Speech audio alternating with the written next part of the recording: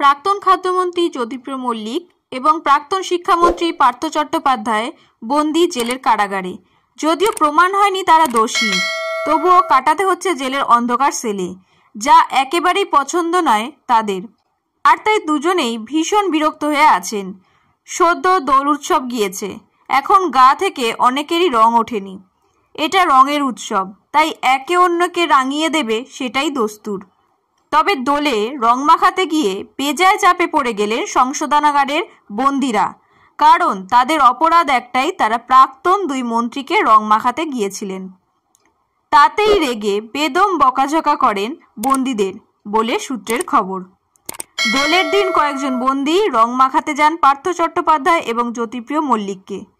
বন্দীরা বলেন, দাদা হ্যাপি হোলি। ব্যাস খেপে ওঠেন প্রাক্তন দুই মন্ত্রী।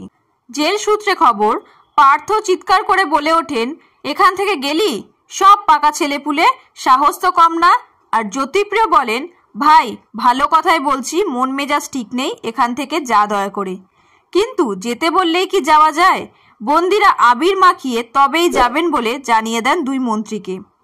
এমনকি এতে মন ভালো হয়ে যাবে বলে জানান বন্দীরা। তখন ওই বন্দীরা বলতে থাকেন, দাদা মন খারাপ করলে চলবে, দোলের দিন একটু আবির খেলা হবে না? অন্য বন্দীরা গান জুড়ে দেন, খেলবো হোলি রং দেব না তাই কখনো হয়? এসব দেখে ক্ষোভে ফেটে পড়েন দুই প্রাক্তন মন্ত্রী।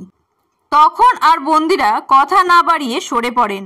তবে যাওয়ার আগে আবার বলে ওঠেন, দাদা হ্যাপি দোল। চিৎকার শুনে ছুটে আসেন কয়েকজন কারারক্ষী। তাদের দেখেই ক্ষোভের সঙ্গে পার্থ বালু বলেন, এসবের মানে কি? দেখার এখানে কেউ নেই? পরিস্থিতি বেগতিক দেখে প্রাক্তন মন্ত্রীদের শান্ত করেন কারারক্ষীরা।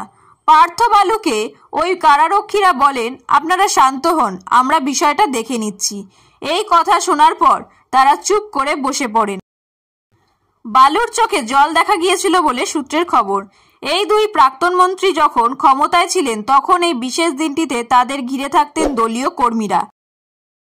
সেসব কথা ভেবে উপরের দিকে তাকান পার্থ চট্টোপাধ্যায়। একটা দীর্ঘ নিঃশ্বাস ছাড়েন, কারণ সেসব তো অতীত। এখন তো সেই সোনালি দিন আর নেই।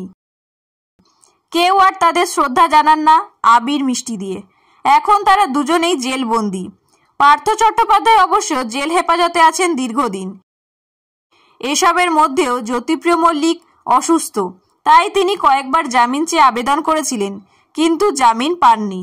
তাদের ভাবমূর্তি খারাপ হচ্ছে সমাজের বুকে। রাজনীতি করতে এসে এভাবে জেলে থাকতে হবে তা তো কেউ ভাবেননি। তাই দোল উৎসবে তাদের মধ্যে আনন্দ নেই।